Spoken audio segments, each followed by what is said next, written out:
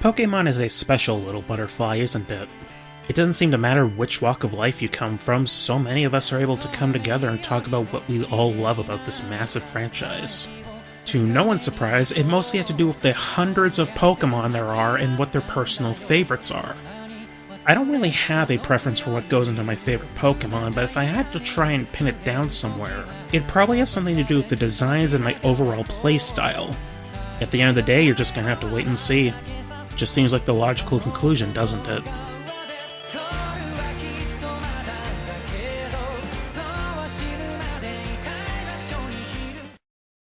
When it comes to fossil Pokémon, we've got just about every ancient creature that most people outside of paleontology would expect to see.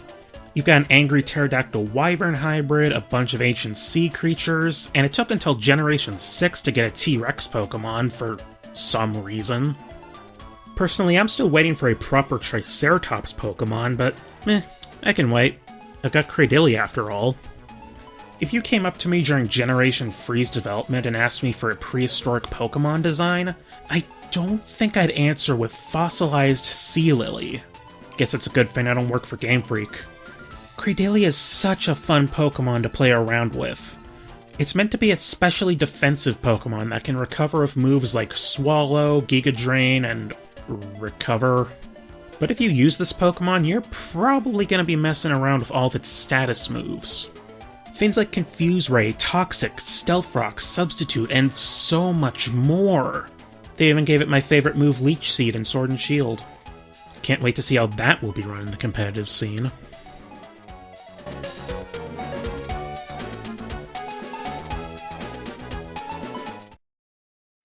There's actually quite a bit of gimmick Pokémon. Some are cool, some are bad, and some are f***ing unknown. I can't help but notice just how many of them come from Generation 3, though. I guess Game Freak had more ideas to play around with now that Pokémon were given abilities. Shedinja is a pretty good example of this. The idea behind Shedinja is that if you have an empty slot in your team as you evolve your Nincada, you then capture its shedded and now possessed exoskeleton. Hey man, that's cool. I'm already haunted by the noisiest bug on the planet. Sure, Shedinja likely won't last very long with the durability of a Kale chip, but to compensate for this, they gave it the exclusive Wonder Guard ability, making it immune to any damaging move that doesn't deal super effective damage on it. Super annoying and hard to kill? Where have I heard that one before? Of course, this isn't the impenetrable defense it sounds like.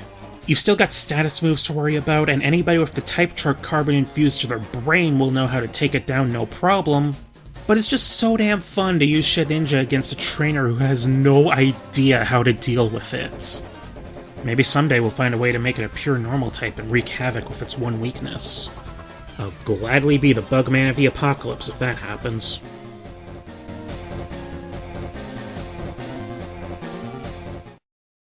You know that one weird friend you have that doesn't evolve their Pokémon for some weird reason? Yeah, that's me actually. Hi, we're friends now. There's actually a few reasons why some people might not evolve their Pokémon. Some might be using the Evilite item, or they might just prefer the stat growth of the pre-evolution, like with Cypher over Caesar. Or, they could just prefer the design. I get what they were doing with Florges, but it just doesn't compare to Floette. I've always liked stories of fairies and little people living hidden away just out of a human sight. Floyd in particular gave me some Secret World of Arrietty vibes. It's not the best Pokemon in battle, hell, not even Smogon could come up with a good moveset for it, but I don't really care. It's a cute Pokemon I'd like to have on my team for nothing more than comfy feels and a bit of eye candy. Its cute little flower parasol that comes in 5 different colors is a really nice touch as well.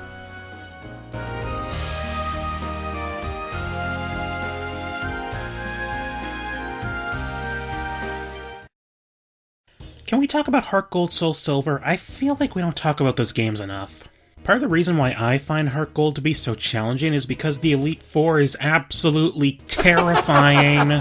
There's Koga, who likes to spam Double Team and Minimize. Bruno's No-Guard Machamp tends to wreck house. And then there's my personal roadblocking Karen. For the longest time, I couldn't even get past her first 2 Pokemon. There's her Umbreon that would spam Double Team and chip away at my party, and the goddamn MVP that was her Houndoom. I remember using Houndoom a few times in XD and not really seeing it as anything special when compared to the other fire types.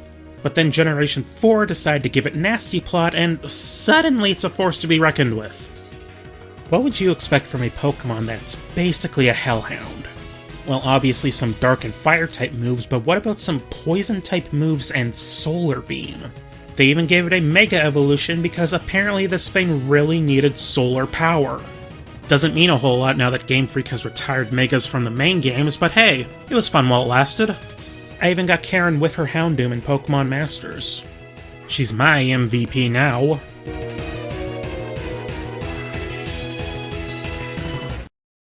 In a way, Floyd was a bit of a window into this list because the Fairy-type house is quite a bit of my favorites. Just wait until you see the honorable mentions. You're also going to hear me talking about Generation 3 a lot because that's kind of the generation I started with. And would you believe that one of my favorite Pokemon from the 3rd generation was not only given this new Fairy type I love so much, but it even got a Mega Evolution to boot. The other was Mawile. I'm kidding, of course, I actually really like Mawile, but Gargavar is kind of a low-key badass. They already had a great arsenal of moves, especially when paired with Calm Mind, but Game Freak decided that wasn't enough. So for the 6th generation, they went, you know what? F*** it, our tank doesn't have enough firepower. Let's give it more moves, this shiny new typing we've been working on, and we'll give it a Mega Evolution too. There's no Geneva Convention in the Pokeverse. What madman decided that this should be one of the few things to have Pixelate as an ability? Sure, most of the normal type moves Gargavar can learn are either non-damaging status moves or deal physical damage, but what it does affect are real game changers. Hyper Voice to punch a hole in the walls of double battles. Maybe find a way to get one of Swift so you have a fairy move that bypasses accuracy checks. Or take full advantage of that special attack stat and nuke whatever stands before you with a pixelated Hyper Beam. I told you, there's no Geneva Convention where we're going.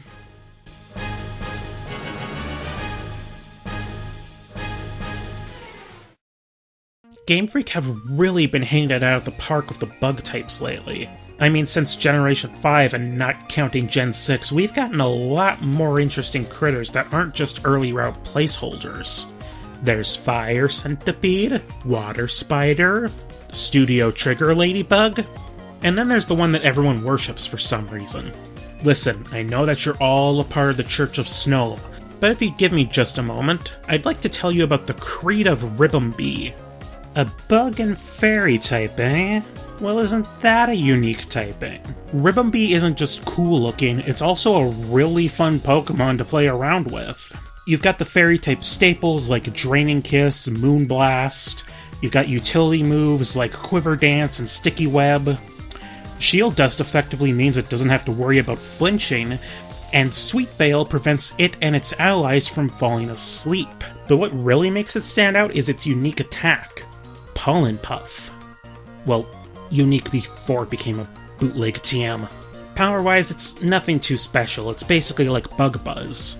That is until you read its secondary effect, where if you attack an ally, it'll instead heal them for up to half their HP. Look at that scarf. That's the scarf of someone who doesn't play by your rules.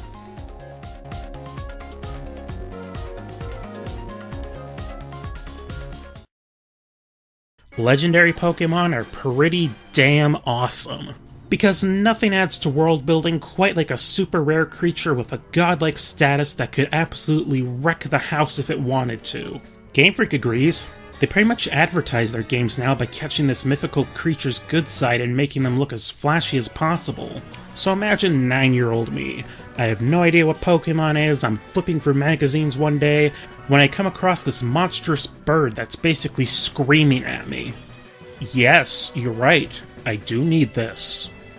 I'm sure I could go over my nostalgic love for Gale of Darkness another time, but for now let's talk about my love for the massive behemoth that may have very well started it all for me. Lugia has pretty much everything you'd want from a tank. High physical and special defense? Check. Good recovery and utility moves? Check again. An ability that actively punishes its attacker? Hell yeah! A hidden ability that further increases its tankiness? Oh, Lugia, slow down. I can only love you so much. There's also something borderline poetic about purifying the Shadow Lugia, removing the shadowy aura from its body so its shiny silver scales can shimmer once again. Feel your dark soul with light? Let's go with that quote.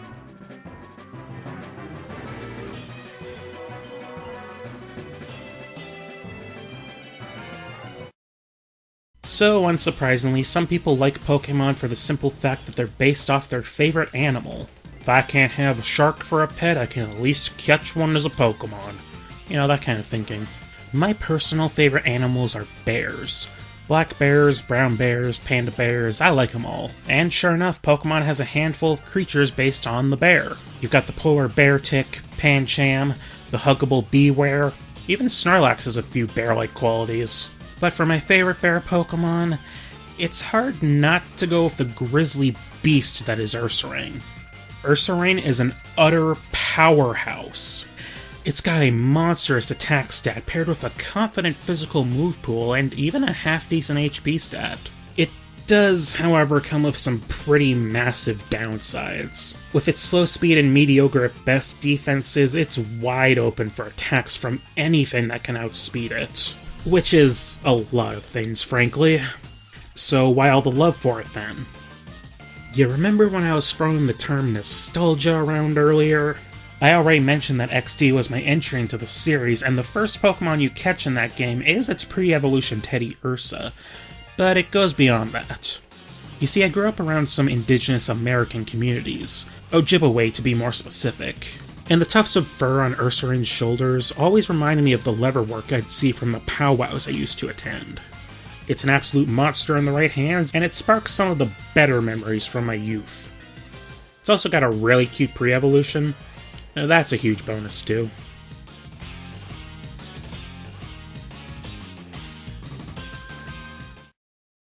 For a lot of people, their favorite Pokemon tends to be their first, and it makes sense. They made the hard choice of which starter to pick and went on a whole adventure together. That's typically why you see a bunch of Charizard fans.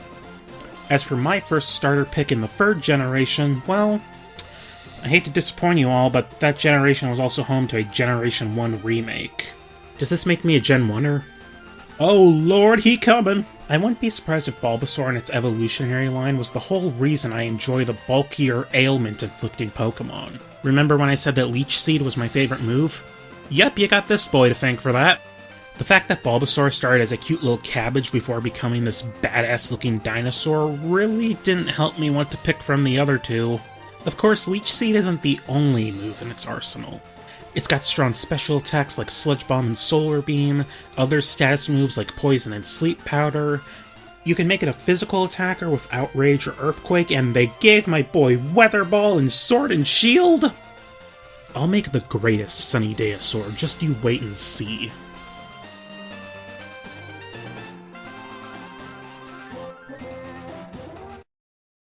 So we finally come here. What is my absolute favorite Pokemon? Well, remember what I said about most people's favorite Pokemon being their first?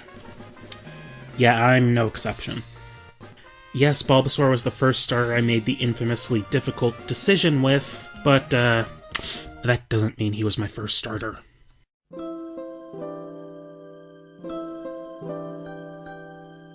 So the little Tanuki doggy thing's out of the bag. Why do I love Eevee so much? Other than nostalgia. Well, it's got some interesting background lore where it starts as this super rare creature before its popularity made it more plentiful in the wild. It has 8 different evolutions with unique types to fit just about any team you may be working on. He's got a nice ability with a decent enough move pool that's made him a staple in my Little Cup teams for years, and well, I mean, just look at him! He's adorable! And lastly, buckle up, there's some cheese coming your way. See, I was in a really dark place when I got into Pokemon, and I often played XD Gale of Darkness as a form of escapism. No matter how tough a day at school was, I could always count on this smiling face to bring some cheer into my heart. Traveling across the Ori region, snagging all the shadow Pokemon, just me and my little buddy helping other Pokemon. That was all I usually needed to help get me through the day. I've got a lot of memories with this little guy, and that's why I love him. Take it easy and stay positive, everyone. That's what this little cutie helped teach me.